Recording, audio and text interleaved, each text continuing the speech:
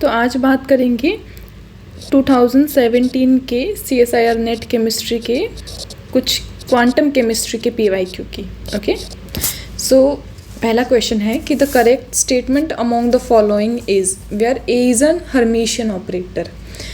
तो ऑप्शन दिए हुए हैं the eigen value of A square can be negative, the eigen value of A square are always positive, no eigen function of A is an eigen function of A square, and the last is the eigen function of A square can B complex.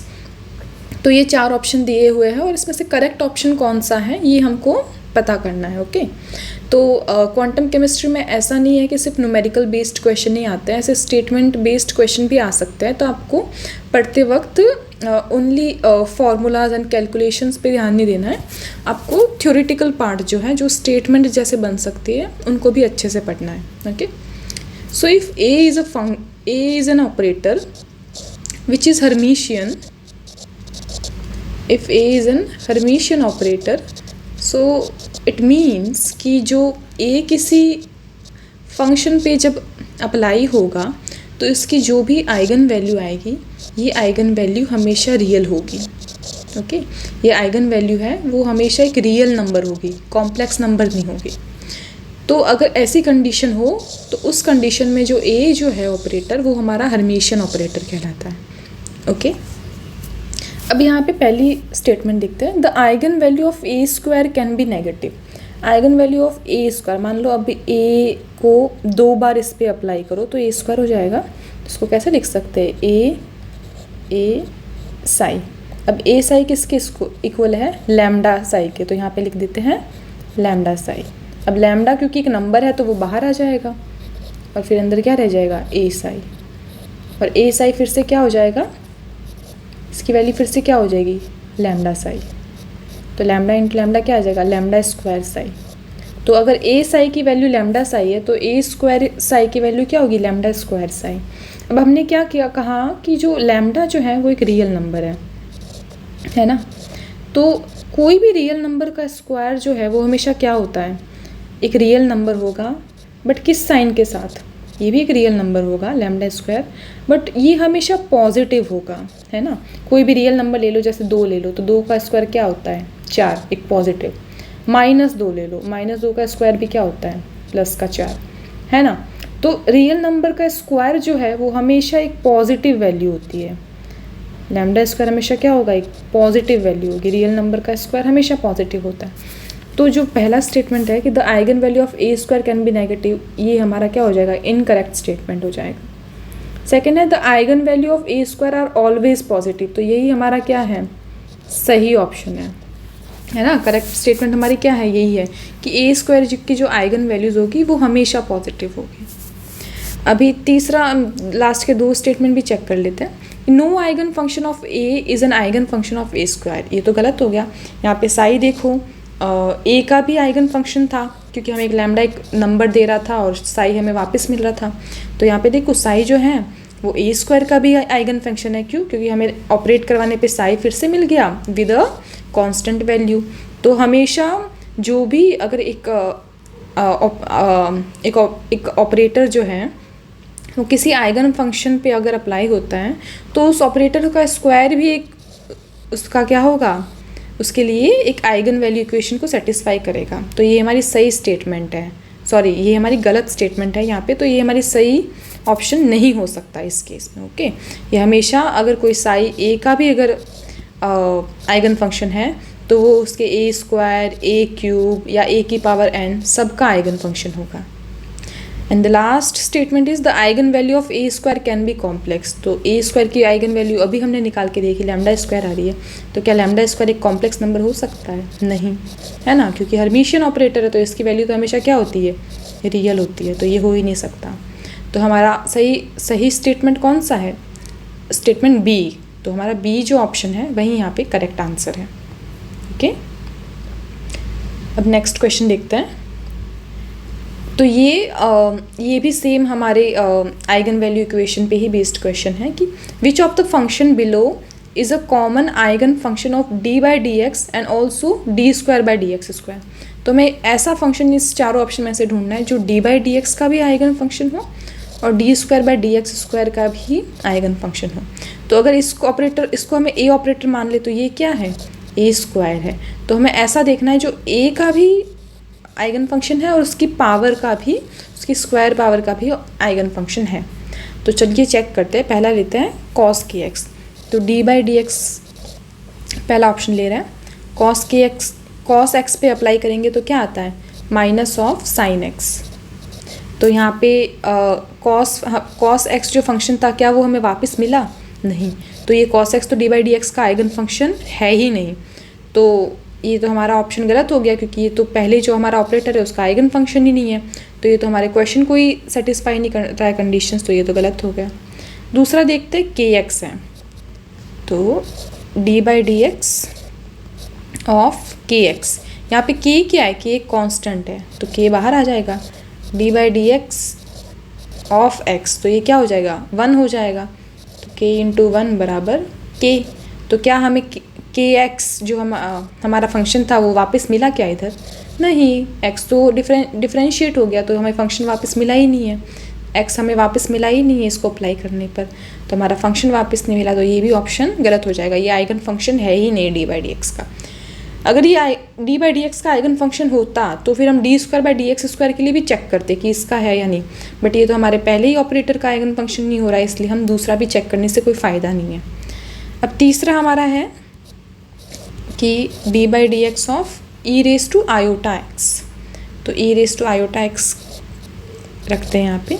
तो ई की power ए x का अगर differentiate करते हैं तो इसका formula है, इसकी वैल्यू होती है ए ई की पावर ए एक्स। जो भी कांस्टेंट है वो आगे आ जाता है। तो यहाँ पे कांस्टेंट क्या है, आयोटा। तो iota of d by d x, और ई रेस टू ए एक्स हमें वापस मिल जाता है। तो e raise to iota x यहाँ पे, सॉरी ऐसे नहीं लिखना है, हाँ। तो इस फॉर्मूले को अगर यहाँ अप्लाई करें तो कांस्टेंट आगे आ जाएगा, आयोटा आगे आ जाएगा, और वापस हमें क्या मिल जाएगा, ई रेस टू आयोटा एक्स।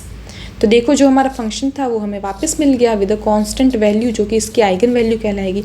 तो ये e raise to iota x d by d x का तो आइगन फंक्शन है ना। अब दूसरे के लिए चेक करते हैं कि क्या ये D square by d x square का भी आइगन फंक्शन है या नहीं। तो इसको कैसे लिख सकते हैं, d by d x of d by d x e raise to iota x. अब इसकी वैल्यू तो हम यहाँ से रख सकते हैं, हमने अभी निकाला, ये है इसकी वैल्यू कि जब पहला डी बाई डी एक्स इस पर ऑपरेट होगा तो हमें क्या मिलेगा, सेकेंड वाला डी बाई डी एक्स ऐसा का ऐसा, और यहाँ पे हमें क्या मिलेगा, iota e raise to power iota x. अब यहाँ से आयोटा कांस्टेंट है तो आयोटा बाहर ले लेते हैं, और अंदर क्या रह जाएगा, d by d x of e raise to iota x. इसकी वैल्यू फिर से हमें पता है तो वो रख देते हैं। इसकी वैल्यू क्या होती है, iota e raise to iota x. Iota iota multiply हो जाएगा, क्या हो जाएगा, iota square e raise to iota x. और आयोटा स्क्वायर की वैल्यू कितनी होती है, -1। तो यहाँ पे हो जाएगा -1 of e raise to iota x. तो देखो हमें हमारा ओरिजिनल फंक्शन वापस मिल गया with -1 of value of eigen value, है ना। तो ये e raise to iota x d square by d x square का भी आइगन फंक्शन है। तो हमारा ऑप्शन कौन सा सही हो जाएगा, थर्ड ऑप्शन, कि ई रेस टू आयोटा एक्स जो है वो डी बाई डी एक्स और D square by d x दोनों का ही आइगन फंक्शन है। अब चौथे को भी चेक कर लेते हैं यहाँ पे साइड में कि ये सेटिस्फाई करता है या नहीं। तो D by d x of E minus x square. अब ई जो है, अब जब डी बाई डी एक्स दो चीज़ों पे अप्लाई हो रहा हो तो इसको दोनों के साथ लिख सकते हैं, ओके। तो इसको ऐसे लिख सकते हैं, अगर a प्लस बी या a माइनस बी तो दोनों पे अप्लाई करना है तो इन दोनों को अलग अलग करके लिख सकते हैं। अब e जो है वो एक कांस्टेंट नंबर है, तो d बाई डी एक्स अगर किसी कांस्टेंट वैल्यू पे अप्लाई होता है तो उसकी वैल्यू आती है 0। और एक्स स्क्वायर का क्या होता है, पावर आगे आ जाती है और एक पावर कम करनी होती है। तो D by d x of x square की वैल्यू क्या आ जाएगी, 2x। यहाँ पे साइड में फॉर्मूला लिख देती हूँ, D by d x of x की पावर n क्या होता है, n x की पावर n-1। तो n यानी कि जो पावर, तो यहाँ पे 2 थी तो 2 आगे आ गया, n x n-1, तो 2 - 1 क्या होता है 1, तो यहाँ पे 1 पावर। तो ये हमारा इसको ऑपरेट करवाने पे आ गया, यानी कि -2x आ गया। तो क्या -2x हमारे ओरिजिनल फंक्शन के इक्वल है, नहीं। तो ये जो है ये डी बाई डी एक्स का आइगन फंक्शन है ही नहीं। तो D square by d x square के लिए चेक करने का कोई फ़ायदा भी नहीं है। तो इसलिए हमारा सही ऑप्शन कौन सा है, थर्ड ऑप्शन। तो हमेशा याद रखना जो e⁻ax करके कोई भी अगर आपको आइगन फंक्शन दे रखा है, सॉरी अगर आपको फंक्शन दे रखा है, तो वो हमेशा ही d/dx और d की कोई भी पावर के जो ऑपरेटर है उनके हमेशा ही आइगन फंक्शन होते हैं, हमेशा ही होते हैं। तो अगर आपको अपने समय बचाना है एग्ज़ाम के लिए तो आपको चेक करने की ज़रूरत ही नहीं है। अगर आपको ये ट्रिक पता है तो आपको ये सब चारों सॉल्व करने की ज़रूरत ही नहीं है। आप देखते इस थर्ड ऑप्शन को टिक कर दोगे कि ये तो इसके आइगन फंक्शन होते ही है, तो ये चेक करने की ज़रूरत ही नहीं है। तो आप इसको याद रखिएगा, तो आपका बहुत सारा समय बच सकता है एग्ज़ाम के टाइम में। ओके, चलो अभी नेक्स्ट क्वेश्चन देखते हैं। तो नेक्स्ट क्वेश्चन कम्यूटेटर लॉ पे बेस्ड है। तो क्वेश्चन है कि इफ़ ए एंड बी का commutator is zero and A और सी का commutator is zero then which of the following necessarily holds. तो हमें दे रखा है कि ए बी कम्यूटेटर जो है वो ज़ीरो है। तो ए बी कम्यूटेटर ज़ीरो मतलब A B minus B C minus B A, अगर साई पे अप्लाई होगा, वैसे इसको साई के फॉर्म में नहीं लिखते हैं, ऐसे ऑपरेटर की फॉर्म में लिख लेते हैं अभी के लिए। तो ए बी ऑपरेटर ज़ीरो, इसका मतलब ए बी माइनस बी ए जो है वो क्या है, ज़ीरो है। दूसरी कंडीशन दे रखी है हमें कि ए सी ज़ीरो है, ए और सी का कम्यूटेटर भी ज़ीरो है, तो मतलब ए सी माइनस सी ए ये भी क्या है, ज़ीरो है। तो अभी हम देखना कि इन चारों में से कौन सी कंडीशन सही है, कौन सी कंडीशन होल्ड होती है। तो पहली दे रखी है कि B C equals to zero, तो क्या ये हो सकता है, बट हमें ये कह पाना कि ए और बी ज़ीरो है और बी ए और सी भी ज़ीरो है, तो इसका मतलब बी और सी का कम्यूटेटर भी आपस में ज़ीरो होगा, ये मुश्किल है। ये हम बिल्कुल ही कंफर्मेशन के साथ, एकदम ही किसी 100% गारंटी के साथ नहीं कह सकते कि ये होगा ही, हो भी सकता है और नहीं भी हो सकता है। तो इस कंडीशन का होना कोई गारंटेड नहीं है। इसका मतलब क्या होता है कि B C minus C B भी ज़ीरो होगा, तो क्या ये हम गारंटी के साथ कह सकते हैं, नहीं कह सकते। तो अगर हम नेसेसरली होल्ड्स ये पूछा है, तो ये इसका नेसेसरली होना, सेटिस्फाई कर पाना, इसके बारे में हमें कोई इन्फॉर्मेशन नहीं है कि ये होगा या नहीं होगा।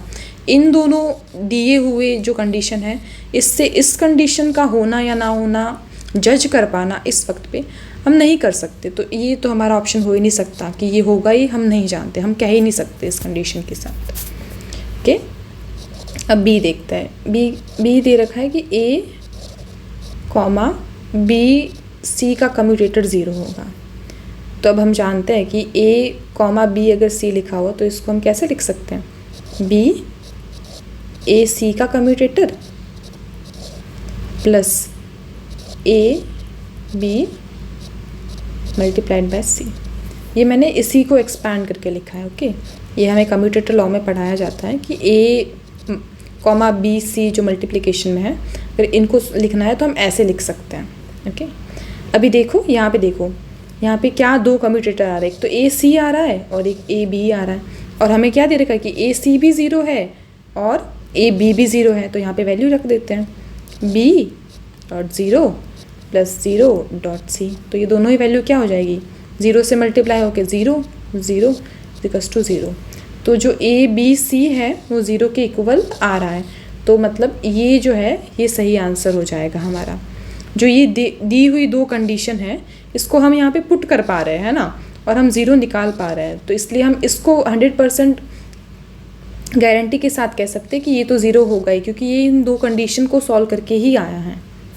ओके, तो हमारा जो सेकंड है वही सही आंसर हो जाएगा, बट हम बाकियों को भी देख सकते हैं। जो सी ऑप्शन दिया हुआ है वो है कि B comma A C zero होगा, B comma A C zero होगा। तो बी कॉमा ए सी को कैसे लिख सकते हैं, A B comma C plus B A C, ऐसे लिख सकते हैं। अब हम ये जानते हैं कि ए और बी का कम्यूटेटर ज़ीरो है, ए बी का कम्यूटेटर ज़ीरो है मतलब बी ए का कम्यूटेटर भी ज़ीरो होगा। तो ए बी अगर ज़ीरो है तो बी ए भी ज़ीरो होगा, ये तो हम यहाँ से कह सकते हैं। तो यहाँ पे तो हम ज़ीरो रख पाएंगे, ये तो ज़ीरो हो जाएगा। लेकिन क्या बी सी का कम्यूटेटर ज़ीरो होगा क्या, ये हमें पता है? नहीं पता है ना। हमने फर्स्ट ऑप्शन को भी इसीलिए गलत किया था, क्योंकि हमें नहीं पता है कि बी सी ज़ीरो होगा या नहीं होगा। तो यहाँ पे ज़ीरो होगा या नहीं होगा ये हमको नहीं पता। तो इसकी वैल्यू फाइनली क्या आएगी, ज़ीरो आएगी या नहीं आएगी, ये हम नहीं बता सकते। तो ये भी हमारा सही आंसर नहीं होगा, तो सी भी गलत हो गया। फोर्थ ऑप्शन देखते, सी कॉमा ए बी,